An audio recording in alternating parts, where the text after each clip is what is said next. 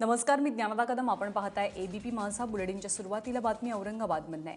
गेल्या 9 दिवसांपासून उपोषणासाठी बसलेल्या शिक्षकाचा घरी आल्यावर हृदयविकाराच्या धक्क्यानं मृत्यू झाल्याची घटना औरंगाबादमध्ये घडली आहे. विना अनुदानित शाळा आणि महाविद्यालयांना अनुदान दिलं जावं यासाठी हे उपोषण आयोजित करण्यात आलं होतं. यात सहभागी झालेल्या जाफराबादेतल्या समर्थ विद्यालयाच्या गजानन खरात या 36 वर्षीय शिक्षकाला अचानक अस्वस्थ वाटू लागलं. ते घरी परतले आणि घरी गेल्यावरती हृदयविकाराच्या धक्क्यानं त्यांचं निधन झालंय. ज्या विना अनुदानित शाळा आहेत त्यांना अनुदान मिळावं यासाठी हे उपोषण सुरू करण्यात आलं होतं. कृष्णा केंडे आपल्यासोबत आहेत. कृष्णा, काय नेमकं हे सगळं प्रकरण आहे आणि त्यांचा मृत्यू नेमका कशामुळे झालाय?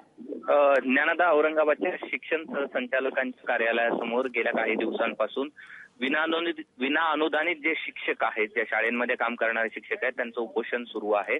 विना अनुदानित शाळा कृती समितीकडनं हे आंदोलन सुरू आहे आणि त्यांच्या काही मागण्या आहेत. ज्या विना अनुदानित शाळा आहेत त्यांना अनुदान द्यावं आणि अघोषित शाळांना अनुदानास पात्र म्हणून जाहीर करावं, यासाठी गेल्या काही दिवसांपासून औरंगाबादमध्ये उपोषण सुरू आहे. आणि उपोषणात बसलेले खरात नावाचे शिक्षक होते आणि त्यांना प्रकृती अस्वस्थ वाटायला लागली आणि त्यामुळे इथल्या त्यांच्या सहकारी शिक्षकांनी त्यांना जालना येथे पाठवलं.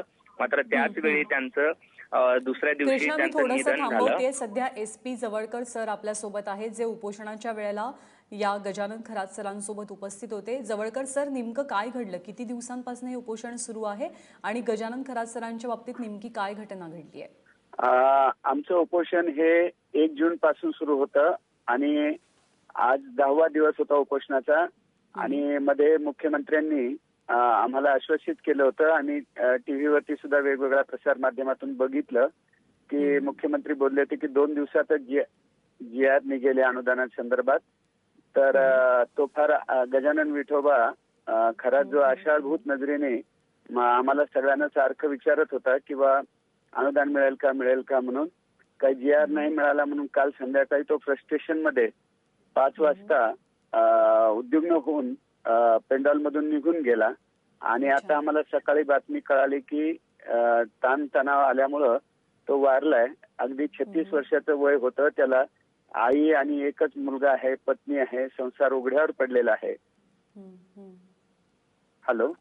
हा, जवळकर सर, आपल्याला हे उपोषण करत असताना कुणाकडनं नेमकं आश्वासन देण्यात आलं होतं का? म्हणजे खरात सरांच्या बाबतीत जी घटना घडली ती खरोखरच खूप दुर्दैवी आहे.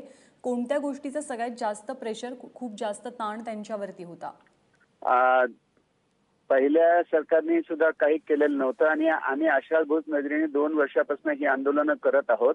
परंतु आमच्या अशा पल्लवी झाल्या होत्या की मुख्यमंत्र्यांनी जाहीर केलं होतं की 2 दिवसामध्ये आम्ही याच्या बाबतीत सकारात्मक निर्णय घेऊ आणि जी आर काढू म्हणून. त्याच्यामुळं उपोषणार्थी अतिशय म्हणजे सुखावले होते. परंतु 2 दिवसात काहीच झालं नाही. नेहमी सारखेच हे आश्वासन आहेत असं समजून तो फ्रस्ट्रेशन मधून तंबूत निघून गेला होता.